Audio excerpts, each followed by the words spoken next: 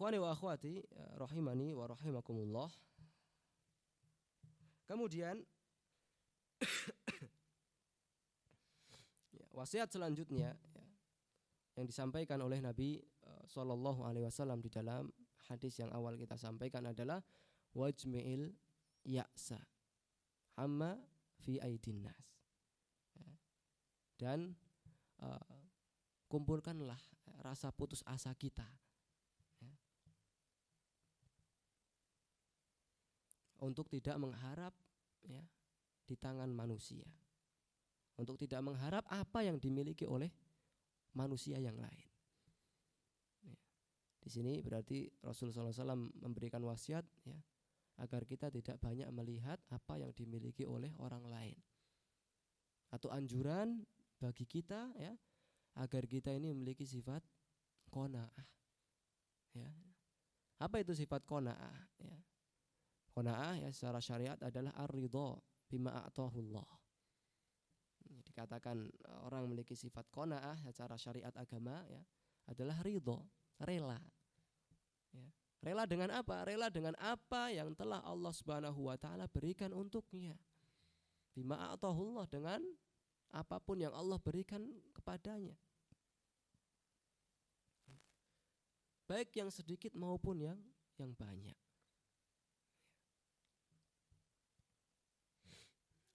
Ini adalah wasiat yang ketiga, anjuran Nabi SAW agar kita memiliki sifat qanaah. Qanaah adalah ridha dengan apa yang Allah Subhanahu wa taala berikan kepada kita, sedikit maupun banyak, dalam hal-hal rezeki yang Allah Subhanahu wa taala berikan kepada kita. Kalau istilah orang Jawa mengatakan, orang tua dulu mengatakan nrimo ing pandum, menerima apa yang diberikan oleh Allah Subhanahu wa taala.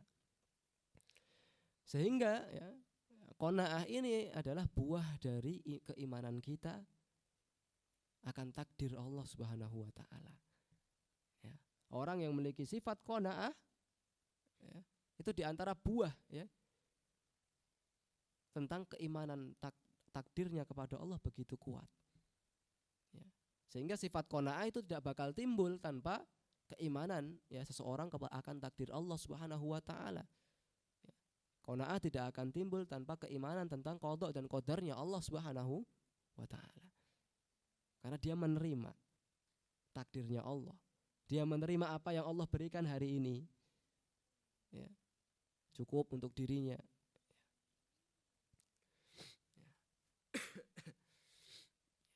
Itu adalah wasiat Nabi SAW. Dan qanaah, ikhwah sekalian, ikhwani wa akhwati rahimakumullah, adalah suatu perbuatan, suatu amalan hati, karena qanaah adalah amalan hati yang timbul dari hati kita. Kita menerima, kita rela, kita ridho, itu dari hati kita. Adalah amalan yang berat, di mana kita ketahui amalan hati itu lebih berat kita jalankan dibandingkan dengan amalan badan. Amalan badan kita tinggal menjalankan dengan anggota badan kita. Kita gerakkan anggota badan kita untuk sedekah, misalnya. Kita gerakkan anggota badan kita untuk zakat, untuk berangkat umroh, berangkat haji, anggota badan. Namun qanaah adalah amalan hati yang lebih berat dilakukan dibandingkan dengan melakukan amalan badan. Maka maksud dari wasiat Rasul SAW adalah fokuskan hatimu. Bertekadlah hatimu untuk tidak mengharap, untuk tidak menginginkan apa yang telah dimiliki oleh orang lain. Kalau kita, bayangan kita, oh tetangga kita punya ini, oh teman kita punya ini baru. Kita melihat-lihat apa yang dimiliki, yang dimiliki oleh orang lain yang tidak kita miliki saat itu, sehingga bayangan kita selalu di atas terus. Padahal kalau kita mau merasa cukup dengan apa yang Allah telah berikan kepada kita hari ini,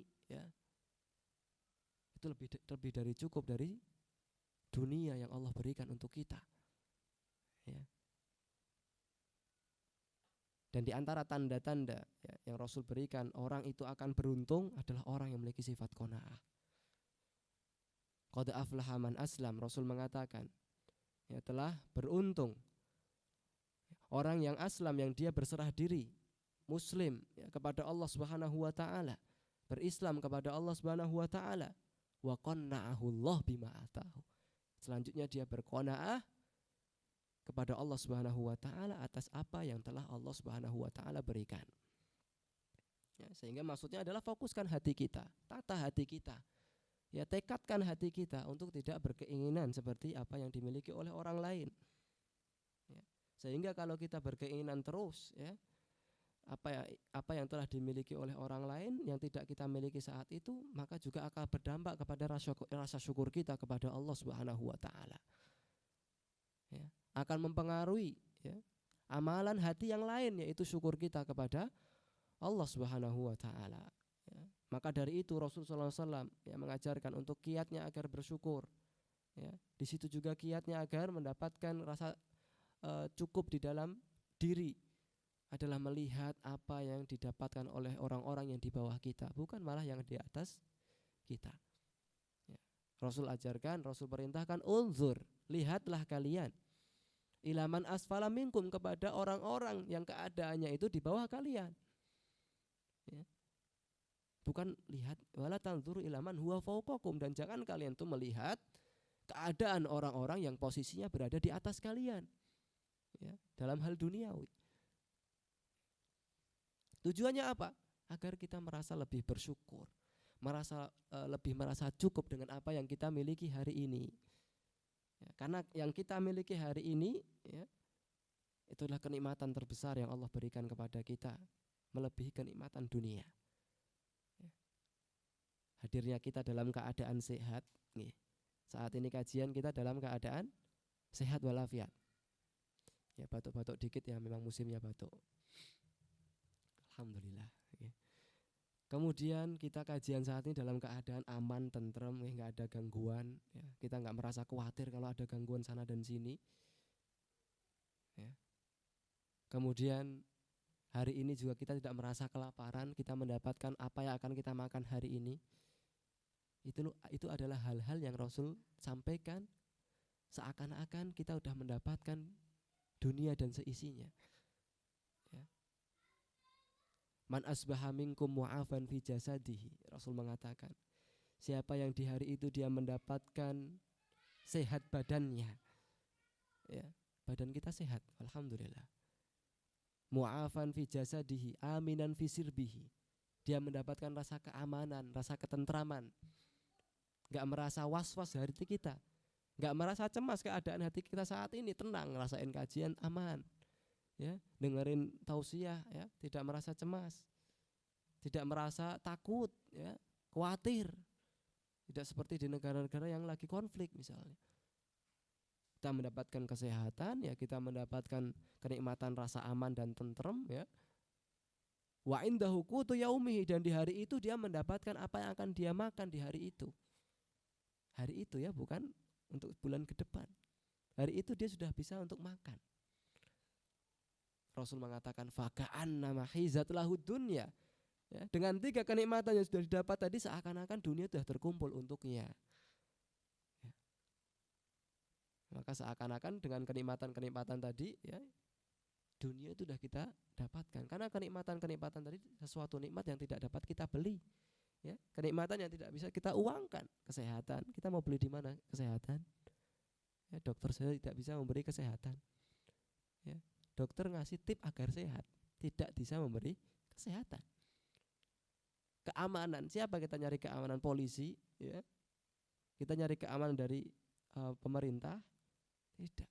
Keamanan adalah ketentraman yang kita dapatkan di dalam hati kita. Semuanya tidak dapat dibeli. Ya, maka dengan kenikmatan-kenikmatan yang Allah berikan kepada kita, hendaknya kita merasa cukup. Bahkan kita merasa lebih dari cukup yang Allah berikan untuk kita saat ini. Ya, maka Allah mengatakan, wa in ta'uddu ni'matallah la tuhsuha. Ya, jika kalian itu ingin menghitung nikmat Allah yang telah Allah berikan kepada kita, ya, la tuhsuha, niscaya kita enggak mampu menghitung nikmat Allah yang telah Allah berikan untuk kita. Ya. Nikmat kita sehat, nikmat kita berjalan, Allah karuniakan kita kaki, mata, pendengaran yang normal, semuanya Allah berikan untuk kita. Kalau kita mau ngitung semua dengan jari kita ini nggak cukup, ya. Semua kenikmatan yang Allah Subhanahu wa taala berikan. Maka wasiat Nabi SAW agar senantiasa kita memiliki sifat yang qanaah, ridho telah apa yang telah Allah berikan kepada kita. Maka jangan sampai kita nggak ridho sehingga kita mencela takdir Allah Subhanahu wa taala. Kenapa yang saya dapat hari ini dikit? Kenapa penghasilan saya dikit? Apakah Allah nggak memperhatikan saya? Nah, jangan sampai kita mencela Allah dan takdir Allah Subhanahu wa taala karena sebab kita tidak merasa qanaah, tidak memiliki sifat merasa ridho dengan apa yang Allah berikan kepada kita. Ini yang paling bahaya, ya. Dampak dari orang tidak qanaah adalah mencela takdir, merasa tidak terima dengan apa yang Allah berikan kepadanya hari itu. Nah, ketika orang mencela takdir, maka sama saja dia mencela hukum dan Allah Subhanahu wa taala.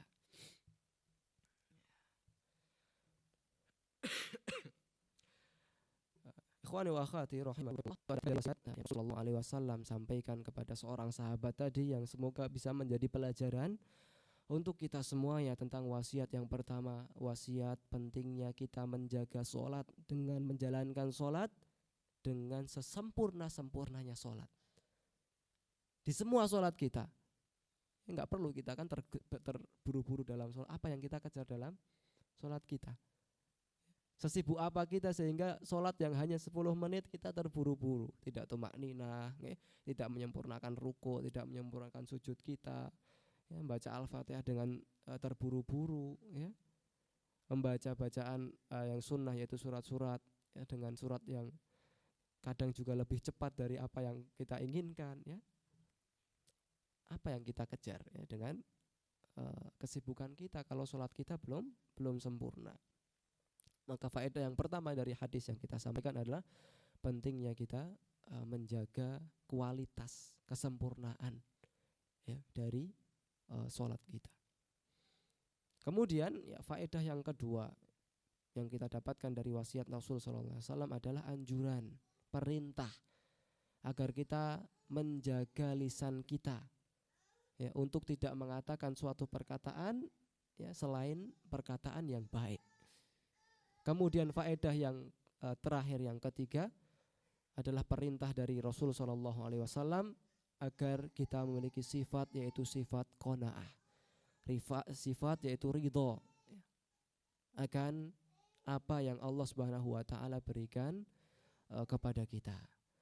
Baik, ikhwani wa akhwati rahimani wa rahimakumullah, barangkali itu yang dapat kami sampaikan tentang nasihat atau tausiah yang di kesempatan sore hari ini.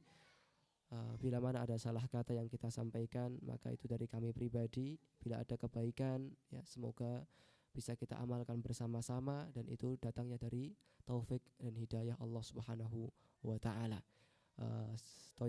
Sebelum kami tutup, barangkali dari ikhwan dan akhwat ada pertanyaan, ya, sebelum kami tutup. Tafadhol, kita berikan waktu.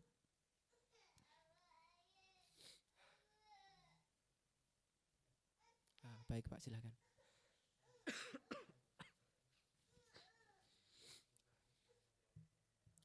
Amin ya Rabb.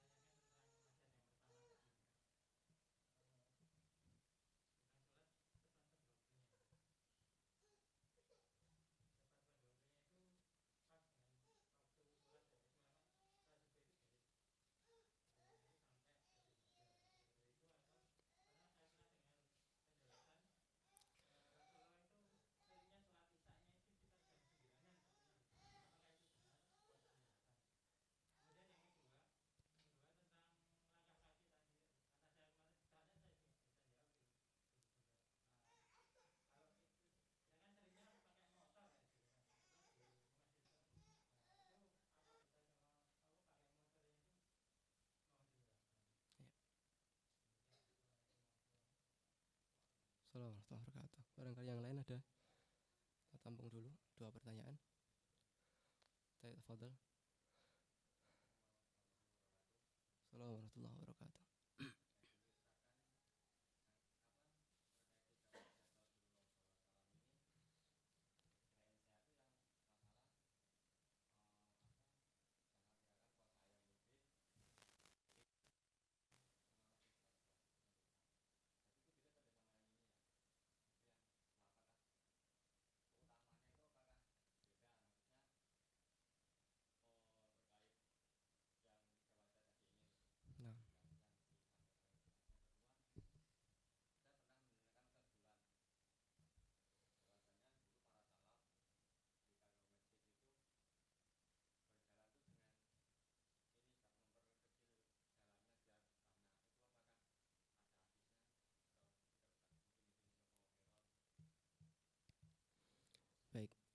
pertanyaan dari Bapak yang pertama yang kita jawab terkait uh, waktu sholat ya Pak ya. Di mana Rasulullah SAW perintahkan amalan yang utama kita sampaikan tadi adalah as-sholatu ala waktiha, yaitu sholat tepat pada waktunya. Ya, tentu ini sudah jelas ya. Sebagaimana tadi kita sampaikan di ayat, waktu-waktu sholat itu sudah jelas waktunya. Namun yang ditanyakan Bapak tadi, apakah sholat isya ya, itu waktunya lebih afdol diakhirkan ya. Memang ya Pak, untuk waktu sholat yang lain itu lebih utama di awal sholat, di awal waktu. Sholat subuh, sholat duhur, sholat asar ya, kemudian sholat maghrib, semuanya afdolnya di awal waktu. Berbeda dengan sholat isya yang lebih afdolnya, yang lebih utamanya ya, menurut para ulama memang harus lebih utamanya diakhirkan ya, di akhir waktu sholat. Namun juga perlu kita pertimbangkan ya, sehingga boleh nggak Pak kita akhirkan waktu sholat. Namun perlu kita pertimbangkan apakah di akhir waktu sholat tersebut semua jamaah bisa menjalankan dengan sholat jamaah. Kalau kita semuanya menjalankan di lingkungan itu misalnya satu waktu ya, sehingga kita pertimbangkan kita akhir sholat di akhir waktu sendirian tanpa jamaah, atau lebih afdol kita sholat tidak di waktu yang utama namun mendapatkan keutamaan apa? Sholat berjamaah. Itu untuk sholat khusus sholat isya memang lebih afdol, lebih utama dikerjakan di akhir waktu. Namun perlu kita pertimbangkan tentang nilai dari dua amalan. Kalau kita lakukan di akhir waktu, apakah kita akan menjalankan ya, berjamaah dengan di masjid jami misalnya, atau di musola ya. Namun kalau kita tidak mampu, maka lebih utama tentu kita menjalankan dengan bersama dengan kaum muslimin yang lainnya dengan cara berjamaah di waktu yang dimana kaum muslimin mampu untuk menjalankan sholat tersebut. Allah alam, itu sependek pengetahuan kami. Kemudian yang kedua terkait langkah kaki yang diayunkan menuju ke masjid, kemudian yang dinilai adalah langkah kakinya. Namun bagaimana dengan orang-orang yang berkendaraan? Apakah rodanya yang gelinding dihitung Pak? Apakah roda motor atau jarak yang dihitung ya? Maka tentu ya, hal tersebut adalah dinilai dari besarnya niat kita ya. Besarnya tentu yang orang yang usahanya lebih besar itu akan mendapatkan pahala yang lebih besar pula dibandingkan orang yang mendapatkan keringanan. Orang yang berjalan lebih utama ke masjid dibandingkan orang yang naik motor menuju ke masjid, karena orang yang naik motor mendapatkan kemudahan, akses keringanan. Karena disampaikan inna idhamil jaza ma'a idhamil bala. Sesungguhnya besarnya pahala sesuai dengan besarnya usaha yang dikeluarkan pula. Sehingga kalau dikatakan apakah terhitung pahala, ya tentu terhitung pahala. Pahalanya berapa? Wallahu a'lam. Kami tidak tahu Pak. Yang pada intinya pahala itu lebih besar sesuai dengan usaha yang dikeluarkan oleh orang tersebut. Sebagaimana disampaikan inna idhamil jaza ma'a idhamil bala. Sesungguhnya besarnya ganjaran ya atau pahala ya itu sesuai dengan usaha yang dikeluarkan oleh orang tersebut. Terkait langkah kaki yang diayunkan dengan atau menggunakan sepeda motor, wallahu a'lam. Adapun ya pertanyaan yang ketiga yang disampaikan ya, tentang 3 wasiat ini ya, sebagaimana ana sampaikan di awal bahwasanya wasiat Nabi SAW kepada para sahabat itu banyak ya. Wasiat Nabi kepada para sahabatnya itu banyak sekali. Pesan-pesan Nabi ketika Nabi diminta nasihat, Nabi diminta ngasih wasiat itu banyak. Ada yang dikasih amalan zikir ya, ada yang dikasih untuk tidak menyekutukan Allah Subhanahu wa taala. Maka di situ Rasulullah SAW melihat mad'unya ya. Di antara yang disampaikan ulama adalah Nabi kadang menyampaikan nasihat itu melihat siapa yang akan disampaikan nasihat ya. Melihat tergantung siapa yang akan disampaikan nasihat. Misal ketika Rasulullah memberikan nasihat la taghdab, jangan apa Pak? Marah. Maka para ulama menafsirkan kenapa kok Rasul dalam hadis ini berpesan jangan marah ya. Barangkali Rasulullah SAW itu menyampaikan kepada orang yang sifatnya mudah marah, sehingga ketika Rasul bertemu orang ini, pesan yang disampaikan kepada orang tersebut adalah pesan untuk jangan banyak marah atau menahan marah ya. Sehingga wasiat Nabi SAW itu banyak ya, tergantung ya, konteks dari siapa yang akan disampaikan oleh Nabi SAW. Kemudian peraturan yang keempat yang terakhir apa tadi Mas? Afwan. Oh, memperkecil jalan ke masjid. Allah alam, kami tidak tahu, mohon maaf. Ya, tidak tahu penjelasan dari hadis tersebut apakah lebih afdol itu langkahnya sedikit-sedikit. Yang kami tahu Rasulullah SAW itu jalan dengan cepat sesuai dengan tujuannya. Ya. Yang kami tahu hanya Rasulullah SAW ketika melangkah kakinya, Rasul itu jalan dengan cara yang lebih cepat, ya, sesuai dengan tujuan. Rasul pengennya kemana? Rasul ke tujuan tersebut. Rasul ke masjid, ya ke masjid. Ya. Ataupun untuk lebih utama, apakah perlu langkahnya kecil-kecil, ya, dengan tidak cepat-cepat, tidak. Wallahu alam, kami tidak tahu tentang hal tersebut. Barangkali nanti bisa ditanyakan ke pemateri yang Ustadz Aris, barangkali yang lebih fakih dalam masalah ilmu agama. Mungkin itu saja yang dapat kami sampaikan. Ya, mohon maaf bila ada salah kata atau kekurangan yang kita sampaikan kepada Bapak-Bapak dan Ibu sekalian. Semoga harapannya bisa memberikan dampak kebaikan untuk diri kita, untuk amal kebaikan kita, meningkatkan keimanan kita kepada Allah Subhanahu wa taala. Sehingga kelak di hadapan Allah Subhanahu wa taala bisa menjadi saksi dan memperberat amalan-amalan kita di sisi Allah Subhanahu wa taala. Baik, kita akhiri dengan doa kafaratul majlis. Subhanakallahumma wa bihamdika asyhadu an la ilaha illa anta astaghfiruka wa atubu ilaik. Akhirul kalam. Assalamualaikum warahmatullahi wabarakatuh.